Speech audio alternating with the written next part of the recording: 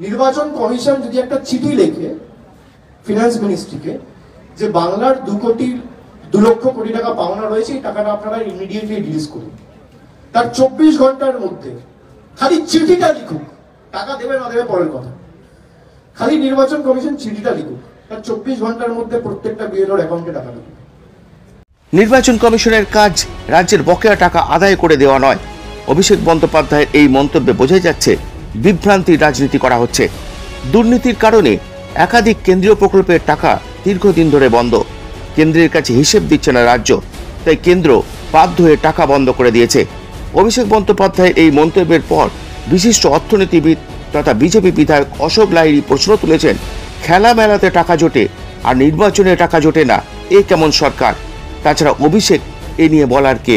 এটা তো কেন্দ্র সরকারের সঙ্গে রাজ্য সরকারের ব্যাপার। এর মধ্যে একটা রাজনৈতিক নেতা, একজন সাংসদ, তিনি হঠাৎ বলে ফেললেন এই করুন ওই করুন। এটা আমার মনে হয় লোককে বিভ্রান্ত করার চেষ্টা। এক অদ্ভুত অবস্থা। অদ্ভুত অবস্থা মানে সাংবিধানিক নিয়ম যদি না মানে,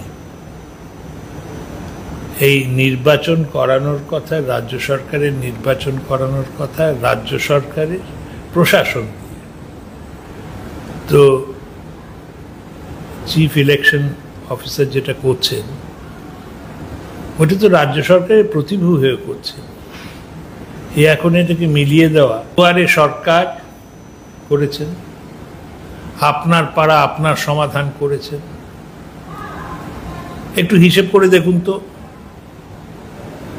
যে এই টাকাগুলো, কিংবা যখন দুর্গাপুজোর কমিটিকে টাকা দিতে হয়, কিংবা লক্ষ্মীর ভাণ্ডারের টাকা বাড়িয়ে দেন, তখন টাকা কোথার থেকে আসে? কিন্তু অন্য সময় যখন অন্য টাকার কথা বলা হয় তখনই ওদের মনে পড়ে যায় বকেয়া টাকার কথা। তো একটা আশা করি এই জিনিস হবে না।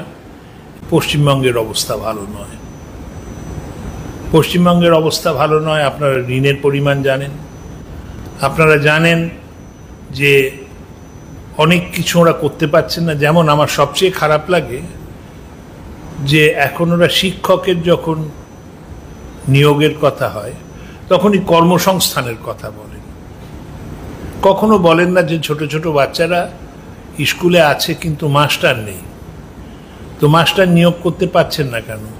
অস্থায়ী কর্মী কেন? টাকা নেই, পশ্চিমবঙ্গ সরকারের টাকা নেই। বকেয়া মহার্ঘ ভাতা দিতে পারছেন না, সেটাতেও টাকা নেই। তো আজকের এই যে আরেকটা পরিসংখ্যান আপনাদের কাছে বলবো, সেটা হচ্ছে ডাইরেক্ট ট্যাক্স। আপনারা বোঝেন ডাইরেক্ট আর ইনডিরেক্ট ট্যাক্সের মধ্যে তফাৎ হচ্ছে। ইনডিরেক্ট ট্যাক্স, আপনি গেলেন একটা কিছু কিনলেন, একটা চকোলেট কিনলেন, ওইটা কিনেছেন বলে আপনাকে ট্যাক্স দিতে হবে, সেটা ইনডাইরেক্ট ট্যাক্স। ওইটা নিচ্ছে দোকানদার কিন্তু দিচ্ছেন আসলে আপনি, তাই জন্য এটা ইনডিরেক্ট ট্যাক্স বলে। আর ডিরেক্ট ট্যাক্স হচ্ছে আপনার ইনকাম হয়েছে, আপনার থেকে নিল। তো এই ডিরেক্ট ট্যাক্সের যে কন্ট্রিবিউশন, ওইটাতে একটা প্রদেশ যদি ভালো করে তার তো কন্ট্রিবিউশন দেশে যা হচ্ছে তার শেয়ার বাড়া উচিত। পশ্চিমবঙ্গের শেয়ার 3.14% থেকে 2023-24 ছিল এটা 3.14%। সেটা 24-25 কি হয়েছে? এটা ফাইন্যান্সিয়াল ইয়ারের কথা বলছি, অ্যাসেসমেন্ট ইয়ার নয়। 24-25 সেটা হয়ে গেছে 2.89%। সেখানে যদি দেখেন যেগুলো প্রগতিশীল প্রদেশ যেমন মহারাষ্ট্র, কর্ণাটকা, দিল্লি, তামিলনাড়ু, গুজরাট এবং হরিয়ানা, তাদের যে অংশ share in direct tax collection পশ্চিমবঙ্গের থেকে অনেক বেশি।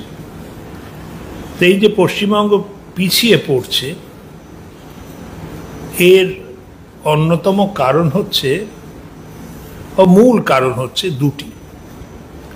প্রথম, সব টাকা চলে যাচ্ছে খেলায় মেলায়। লক্ষ্মীর ভাণ্ডার খুব ভালো জিনিস, দরিদ্র নারায়ণের সেবা খুব প্রয়োজন, বিশেষত মহিলাদের সেবা খুব প্রয়োজন, কিন্তু যাদের ওরা দিচ্ছেন তারা কি প্রকৃতপক্ষে দরিদ্র নারী না সবাইকে দিচ্ছেন? আর কত, আমি প্রথম থেকেই বলে আসি, কেউ যদি আপনারা বলতে পারেন কতগুলো প্রকল্প আছে, আমি তাকে প্রাইজ দেব। কন্যাশ্রী, রূপশ্রী, পথশ্রী, সব শ্রী রয়েছে। দুর্গাপুজোয় টাকা দিচ্ছেন, উন্নয়নের খাতে কোনো ব্যয় হচ্ছে না। আর দ্বিতীয় হচ্ছে যে টাকাটা ব্যয় হচ্ছে সেই টাকাটাও সঠিকভাবে খরচা হচ্ছে না, ওর মধ্যে দুর্নীতি ঢুকে যাচ্ছে, অপব্যয় হচ্ছে। আর এই ফলে যেটা হচ্ছে, ভাবুন তো যে টাকা লক্ষ্মীর ভাণ্ডারের টাকা দেওয়া হলো, একজন ভদ্রমহিলা টাকাটা খরচা করলেন, জিনিসটা কোথা থেকে আসবে? সেই জিনিসটা কি পশ্চিমবঙ্গে তৈরি হচ্ছে না হচ্ছে না? এই যে ইনকাম ট্যাক্সে মধ্যবিত্তের লাভ হলো, মধ্যবিত্ত খরচা করবে, মধ্যবিত্ত যে খরচা করবে সেটা কি পশ্চিমবঙ্গে যে জিনিস উৎপাদিত হচ্ছে তার উপর হবে না বাইরের থেকে আসবে? তো যোগানের দিকে, মানে সাপ্লাই সাইডের ওপর কোনো জোর নেই। একমাত্র হচ্ছে তৃণমূলের প্রচেষ্টা হচ্ছে কোনো রকমে মানুষকে হকচকিয়ে দেওয়া। আর দুটো শ্রী ঘোষণা হয়ে গেল, এই শ্রীর টাকা বাড়িয়ে দিলাম, কিন্তু তাতে তো উৎপাদন বাড়বে না। আর উৎপাদন যদি না বাড়ে, প্রদেশে যদি জিনিস তৈরি না হয়, তাহলে প্রদেশের রাজস্ব আসবে কোথার থেকে? তা আপনাকে যে বললাম, আপনাদের যে নম্বরটা দিলাম, যে 3.14% থেকে দেশের যা ডাইরেক্ট ট্যাক্স কালেকশন হচ্ছে তার ভাগ 2.89% দাঁড়িয়ে গেছে। এক বিপর্যয়, এক বিশাল বিপর্যয়।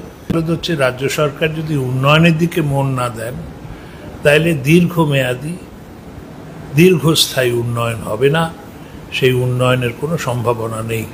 বহুদিন হয়নি, এখনো হচ্ছে না, ভবিষ্যতেও হবে না। নীতির পরিবর্তন দরকার। নীতির পরিবর্তন না হলে পশ্চিমবঙ্গ খালি পিছিয়ে যাচ্ছে, এটা সব পেছনের দিকে এগিয়ে যাওয়ার মতো। আপনারা যদি দেখেন, পশ্চিমবঙ্গ পিছিয়ে গেছে মাথা পিছু আয়ের হারে, উড়িষ্যার থেকে পিছিয়ে গেছে, রাজস্থানের থেকে পিছিয়ে গেছে। তাতে আমি খুব খুশি। রাজস্থান, উড়িষ্যাও আমাদের ভারতবর্ষের অঙ্গ।